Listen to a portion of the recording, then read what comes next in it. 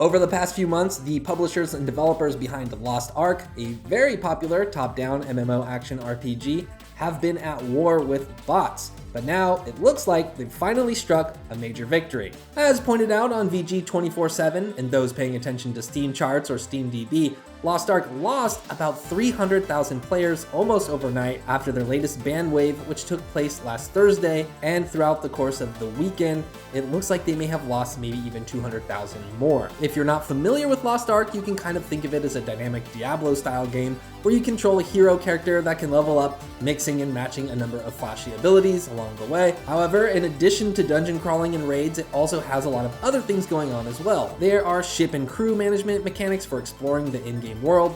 There's base building, crafting, resource gathering, and 3v3 PvP. You can play the game solo or co-op with usually up to 4 players in most cases, but up to 8 for special events like raids. If you don't remember when it popped off at the beginning of the year, Lost Ark has been doing incredibly well despite its free-to-play trappings, but it has had growing issues with bots since it launched in South Korea and Russia back in December of 2019, but then things really started to get much worse after the game released in the States earlier this year back in February. For the purposes of this video, we're mostly talking about EU and US servers here. Things actually got so bad that within the past few weeks, multiple content creators who play Lost Ark, like Asmongold and Hi, I'm Fox, started estimating that there were more bots logged into the game than actual players. This was deduced using third-party sites like Steam Charts and SteamDB to analyze the Lost Ark player base. While pretty much every other game has natural peaks and valleys when it comes to active users, generally thought to be caused by humans logging off and going to bed or going to work, Lost Ark does not have these natural ebbs and flows,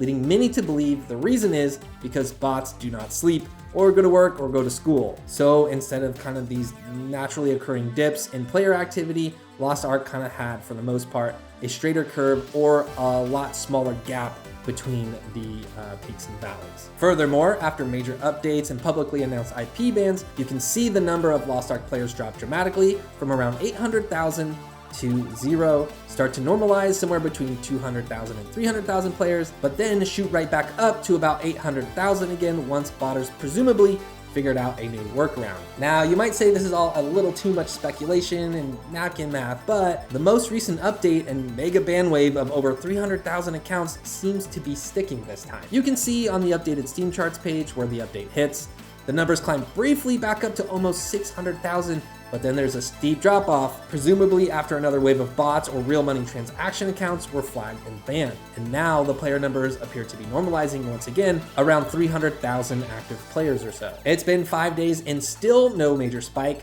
whereas in the past, after IP bans, the spike would happen within about 24 hours. The official Lost Ark webpage did post an article about the efforts Smilegate, the game's developer, was taking to identify bots back in May, saying they were working on some new updates that should help, so it looks like those efforts came together in a real way. Bots are a real problem in a free-to-play game like Lost Ark for 2 reasons. For one, they take up room on the servers as they robotically grind for gold to sell on third-party websites, but secondly, they generate so much gold that then gets injected into the game's player economy that it causes a catastrophic amount of inflation. Not the best explanation, but basically everything in the game will cost way more because the value of gold goes way down because there's just so much of it now. This applies to the in-game auction house or marketplace, but also since so much gold is being injected, even the premium currency in Lost Ark, which players can buy in-game with real money, has lost significant value. In short, anyone actually trying to play the game for free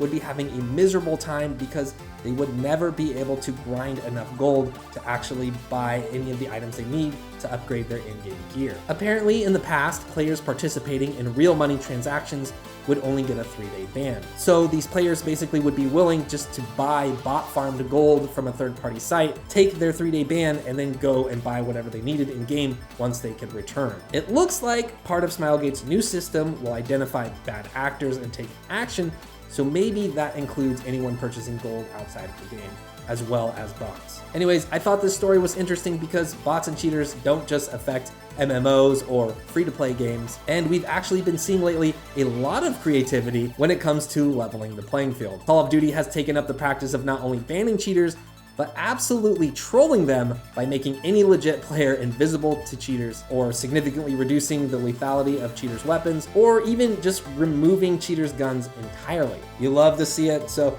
hopefully things are on track now to get way better for Lost Ark players going forward, and honestly for everyone else who's just trying to pick up a quick game or something after work or whatever. Bots and cheaters are kind of the worst. They can really dampen a gaming experience, especially if your time is limited. Alright, well, that's going to do it for today.